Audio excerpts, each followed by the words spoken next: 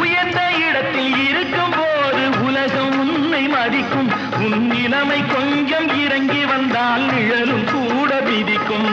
மதியாதார் தலைவாசல் மிதிக்காதே என்று மானமுள்ள மனிதனுக்கு அவ்வை சொன்னது. அது அவ்வை சொன்னது, அதில் அர்த்தம் உள்ளது.